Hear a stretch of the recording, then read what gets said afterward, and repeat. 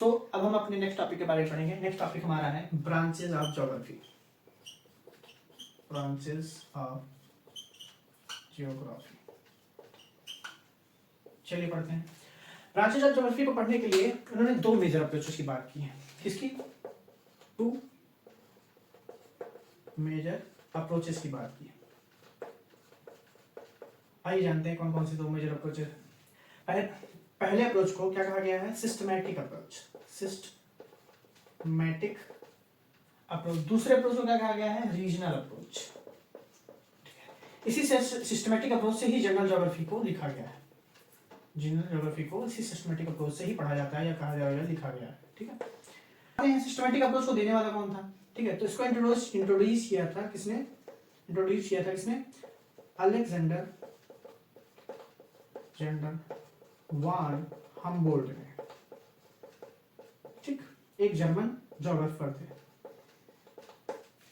और regional approach को किसने इंट्रोड्यूस किया था? इसको इंट्रोड्यूस किया था कार्ल रिटर ने। ये भी एक जर्मन ज्योग्राफर थे। ठीक है, आइए जानते हैं सिस्टमैटिक अप्रोच में है क्या। सिस्टमैटिक अप्रोच को पढ़ने के लिए बताया गया है कि किसी भी फिनोमेना को बताया गया है कि किसी भी फिनोमेना को अगर हमें पढ़ना है तो वर्ड को हम एज अ होल मानेंगे। ठीक है, वर्ड को एज अ होल, मतलब हम पहले वर्ड लेवल पर उस चीज को पढ़ेंगे, फिर नेक्स्ट में हम क्या करेंगे? सेकंड स्टेप में पहले स्टेप में क्या करेंगे? हम पहले वर्ड लेवल पर उसको पढ़ेंगे, फिर सेकंड स्टेप में हम उसको क्या पढ़ेंगे? नेक्स्ट में पढ़ेंगे डिफरेंट टाइपोलॉजीज के बारे में। डिफरेंट टाइपोलॉजीज के बारे में पढ़ेंगे। आइए हम इसको एग्जांपल के माध्यम से समझते हैं। जैसे मान लीजिए हमें नेचुरल वेजिटेशन पढ़ना है, पहले हम क्या करेंगे? वर्ड लेवल नेचुरल वेजिटेशन को पढ़ेंगे, फिर हम उसको डिवाइड करेंगे कि ये इक्वेटोरियल रेन फॉरेस्ट है, ये डेसिडियस रेन फॉरेस्ट है। ठीक है, इस तरीके से डिवाइड करेंगे। पहले हम उसको क्या करेंगे? पहले हम वर्ड लेवल पढ़ेंगे, फिर उसके बाद उसके डिफरेंट टाइपोलॉजीज को हम डिवाइड करेंगे उसके अनुसार। पर रीजनल ज्योग्राफी में क्या है? रीजनल ज्योग्राफी कहा गया है पहले हम वर्ड को डिफरेंट रीजन्स में डिवाइड करेंगे। वर्ड को क्या करेंगे? वर्ड को डिफरेंट रीजन्स में डिवाइड करेंगे। ठीक है, उसकी हायरार्की लेवल के अनुसार डिफरेंट रीजन में डिवाइड करेंगे। ठीक है, उसकी हायरार्की के अनुसार। फिर उसके बाद हम किसी फिनोमेना को अगर एक पार्टिकल रीजन में पढ़ना है तो हम उसको पढ़ेंगे। ठीक है, फिर हम किसी फिनोमेना को किसी पार्टिकल रीजन में पढ़ेंगे। ठीक है, तो पहले स्टेप में इसमें क्या करेंगे? वर्ड को डिफरेंट रीजन में डिवाइड करेंगे, फिर इसके सेकंड स्टेप में किसी फिनोमेना को अगर पढ़ना है तो उसको पार्टिकुलर रीजन में तो हम पढ़ सकते हैं। ठीक है, तो ये दोनों में अंतर है। अब आइए हम जानते हैं कि सिस्टमैटिक अप्रोच से ब्रांचेज ऑफ ज्योग्राफी को कैसे पढ़ा जाता है।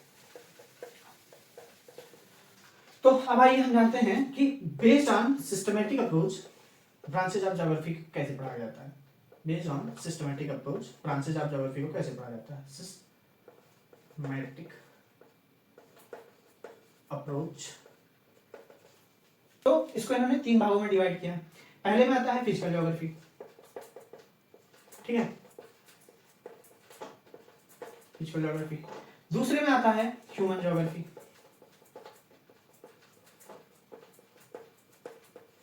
और तीसरे में आता है बायो ज्योग्राफी।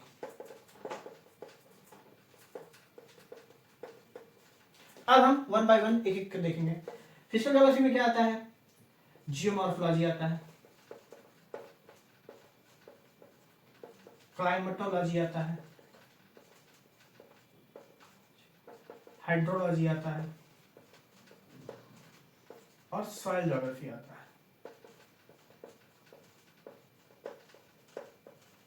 अब आते हैं हम ह्यूमन ज्योग्राफी में। ह्यूमन ज्योग्राफी में सोशल एंड कल्चरल ज्योग्राफी आता है।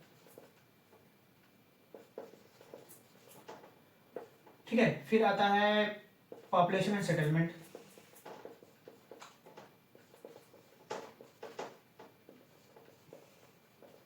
फिर आता है इकोनॉमिक ज्योग्राफी। फिर आता है हिस्टोरिकल ज्योग्राफी।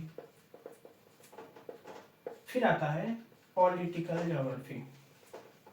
ठीक है, फिर आता है बायोज्योग्राफी। बायोज्योग्राफी को बताया गया है इंटरफेस से डेवलप हुआ है। बायोज्योग्राफी बताया गया कि एक इंटरफेस से डेवलप हुआ है। किसके? फिजिकल ज्योग्राफी के और ह्यूमन ज्योग्राफी के इंटरफेस से डेवलप हुआ है बायोज्योग्राफी। इसमें आता क्या क्या है? इसमें आता है प्लांट ज्योग्राफी, इसमें आता है जू ज्योग्राफी, इसमें आता है इकोलॉजी, इसमें आता है एनवायरमेंट, ठीक है। तो ये ब्रांचेस डिवाइड किए गए हैं किसमें, बेस्ड ऑन सिस्टमैटिक अप्रोच पे, ठीक है। तीन मेजर है, physical geography, human geography, bio geography. Physical geography में ये सारे हैं, ह्यूमन ज्योग्राफी में सारे, बायो ज्योग्राफी में ये सारे। अब आते हैं हमारे नेक्स्ट टॉपिक पे, ठीक है, जिसका नाम है रीजनल अप्रोचेस, ठीक है। अब हम ब्रांचेज ऑफ ज्योग्राफी को रीजनल अप्रोचेस पे हिसाब से पढ़ेंगे। रीजनल अप्रोचेस के हिसाब से पढ़ेंगे। तो रीजनल अप्रोचेस में क्या आता है, रीजनल अप्रोचेस में आता है रीजनल स्टडीज या एरिया स्टडीज,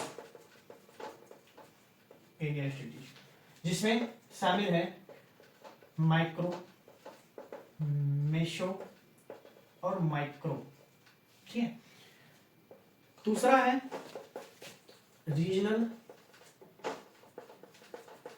प्लानिंग, ठीक है, उसमें शामिल है country, rural planning, town, urban planning. फिर आता है तीसरा, जिसका रीजनल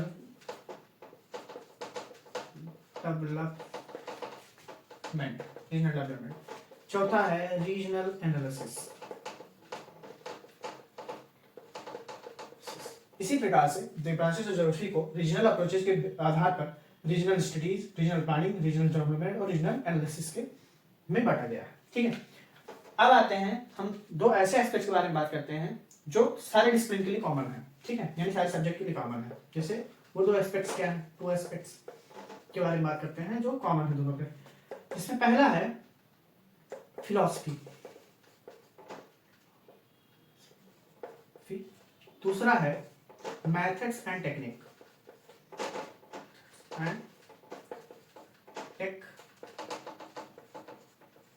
में क्या है, फिलॉसफी में पहला है जियोग्राफिकल थॉट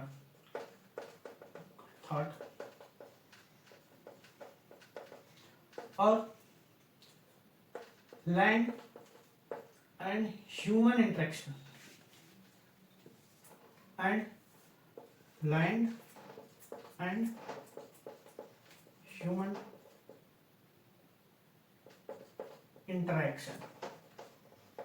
अच्छा ह्यूमन इंटरेक्शन। आइए मेथड और टेक्निक बारे में जानते हैं। इसमें आता है कार्टोग्राफी, जिसमें इंक्लूड है क्या है, कंप्यूटर कार्टोग्राफी।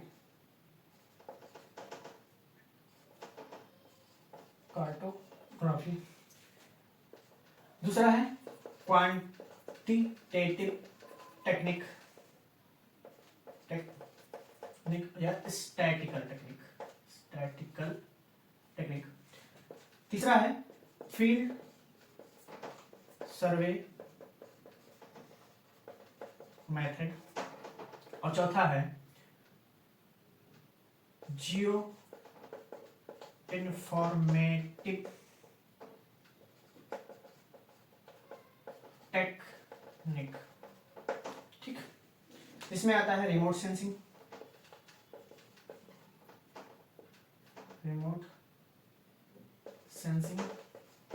GIS और GPS एटसेट्रा, ठीक। तो इन आधारों पे भी हम ज्योग्राफी को पढ़ते हैं, ठीक है, जो फिलॉसफी और मैथमेटिकल टेक्निक के आधार पर।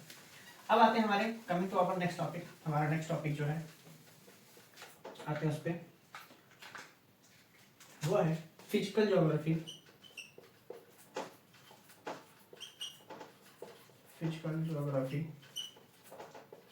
एंड इट्स इम्पोर्टेंट, इसके बारे में कि इम्पोर्टेंस। तो जैसे कि हम फिजिकल ज्योग्राफी के बारे में पहले भी पढ़ चुके हैं, बहुत सारा ये सारा इन्फॉर्मेशन हम उसकी इंपॉर्टेंस के बारे में पढ़ेंगे इसमें, ठीक है। तो इम्पोर्टेंस क्यों है, जैसा कि हमको पता है कि जो फिजिकल इन्वायरमेंट हमारा है, ठीक है, जो हमारा फिजिकल इन्वायरमेंट है हमें क्या प्रोवाइड करता है, रिसोर्स, जिसको हम यूटिलाइज करते हैं और यूटिलाइज करके हम क्या फुलफिल करते हैं, हमारे इकोनॉमिक और कल्चरल डेवलपमेंट को इंश्योर करते हैं, ठीक। बट दूसरी तरफ एक्सीलरेटेड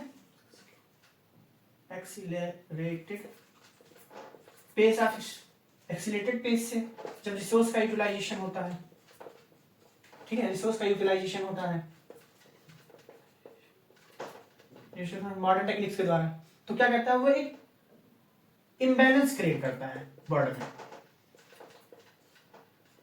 इम्बैलेंस क्रिएट करता है वर्ल्ड में, ठीक है। तो इसीलिए ए बेटर अंडरस्टैंडिंग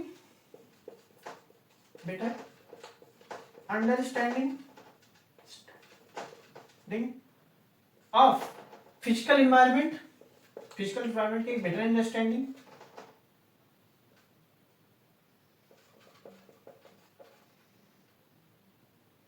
environment,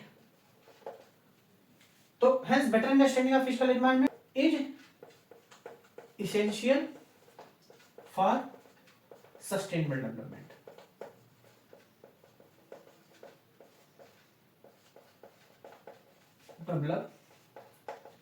ठीक है, तो इसका पूरा सार ये है कि फिजिकल एनवायरनमेंट को रिसोर्स करता है, उसको यूटिलाइज करके अपने इकोनॉमिक और कल्चरल डेवलपमेंट को पूरा करते हैं, but accelerated pace of resource utilization with the help of modern technology वो एक इम्बैलेंस क्रिएट कर देता है किसमें, वर्ल्ड में, ठीक।